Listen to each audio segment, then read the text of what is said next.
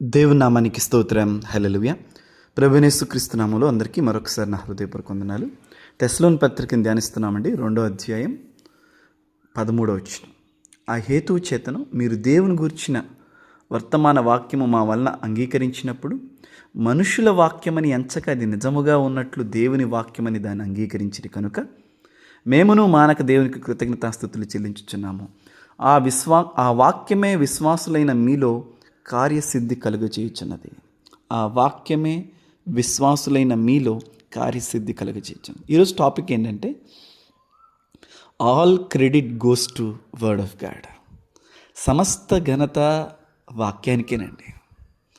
అది చెప్పే పాస్టర్ గారిలో కాదు, అది అదంతే. ఎందుకంటే కేవలం వాక్యమే. ఎందుకంటే మన భారతదేశ నైపుణ్యం ఎలాంటిదంటే, మనం వచ్చిన ఎలాంటి మార్గాల నుంచి వచ్చామంటే మనిషి ఆరాధికులలో నుంచి వచ్చాం. ఎక్కువగా మనం మనిషిని, సృష్టిని, లోకాన్ని ఆరాధిస్తూ వచ్చాం. కానీ దేవుని పరిశుద్ధ బైబిల్ గ్రంథం ఏం నేర్పిస్తుందంటే, మహిమకు, ఘనతకు, స్తుతులకు దేనికైనా సరే అర్హుడు దేవుడే, ఆయన మాటే. క్రెడిట్ మనిషికి కాదు, క్రెడిట్ దేవునికే. చూడండి, అయితే ఇక్కడ ఒక చిన్న మాట ఏముందంటే, దేవుడు దైవజనుల ద్వారా మాట్లాడుతున్నప్పుడు అది దైవజనుని మాట అని కాక దేవుని మాట అని స్వీకరించాలి. దేవుడిని బ్లెస్ చేస్తాడని చెప్తున్నాడా, దేవునికి తోడుంటాడని చెప్తున్నాడా, ఏదైనా ఎనీ వర్డ్, అది గద్దింపైనా అది దీవెనైనా అది మనిషి మాటగా కాక దేవుని వాక్యమని అంగీకరించాలంట. అక్కడ అది రాశారు.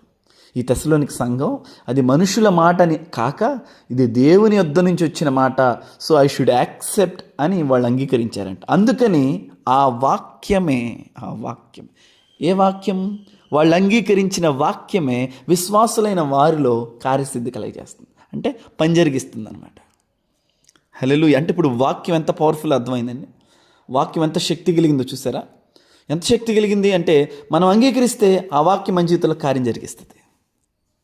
అయితే మనం ఏమనుకోకూడదంట, ఇది మనిషి మాట, ఇది పలానా దైవజనుడు చెప్పారు, ఇది పలానా ఆయన చెప్పారు అని మనిషిని మనం చూడకూడదు, మనిషి వైపు చూడకూడదు. ఇది దేవుని వాక్యము. దేవుడు నాతో మాట్లాడుతున్నాడు. హల్లెలూయా. ప్రస్తుత ఆంధ్రప్రదేశ్లో, తెలంగాణలో బాగా ఎక్కువగా ఏంటంటే మనిషి ఆరాధికులు ఎక్కువైపోయారండి. No, don't focus on man, even me, anyone.